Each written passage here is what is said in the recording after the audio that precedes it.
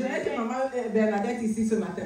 Ceux qui acceptaient sa parole furent baptisés. Alléluia. Amen. Donc, numéro 1, tu dois accepter la parole de délivrance, la parole de pardon, la parole de salut. Alléluia. Amen. Amen, amen. Tant que tu n'as pas accepté la parole de Dieu et tu me dis que tu es baptisé, tu dois savoir que ton baptême est nul. Ce n'est même pas le baptême. Alléluia. Amen, amen. Et quand le peuple est baptisé, Dieu ajoute les disciples dans l'église. Alléluia. Amen. Alléluia. Et maintenant, qu'est-ce que le baptême? Parce que je vous ai dit, on va faire juste un survol. Et les personnes qui veulent se faire baptiser vont aller, je vais aller dans les détails avec elles. Matthieu 3, versets 5 à 6 nous dit: les habitants de Jérusalem, de toute la Judée et de tout le pays des environs du Jourdain se rendaient auprès de Jean-Baptiste et, confessant leurs péchés, ils se faisaient baptiser par lui où? Dans le fleuve du Jourdain. Amen. Alléluia. Amen. Jean-Baptiste, il reçoit les habitants de Jérusalem qui veulent se faire baptiser. Qu'est-ce qu'ils font? Numéro 1, ils confessent leurs péchés et ils se font baptiser. Le mot grec pour baptiser, c'est baptizo. Dis avec moi, baptizo, baptizo, baptizo, Baptizo, baptizo, baptizo. baptizo, baptizo. Le Baptizo. mot grec pour consolateur, c'est quoi? Non, consolateur. Paraclétos, paraclétos, maman Isabelle.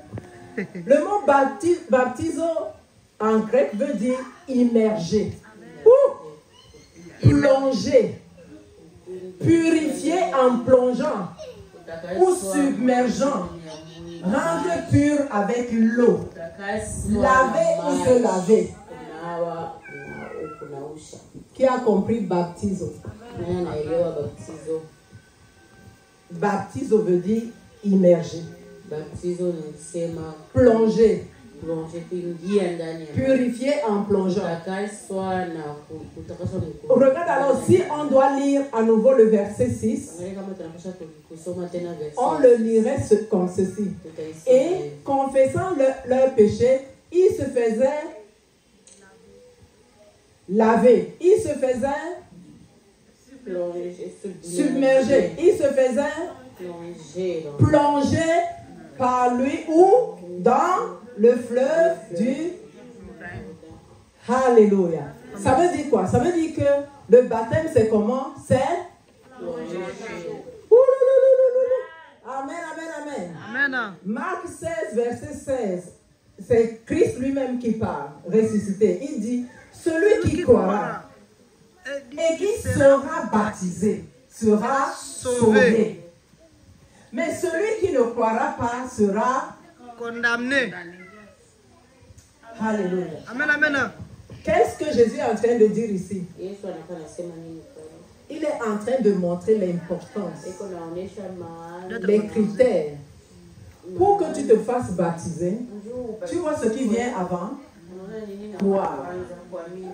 Alléluia. Tu dois croire en Jésus. Tu dois croire en son œuvre. Tu dois croire en ce qu'il a fait pour toi.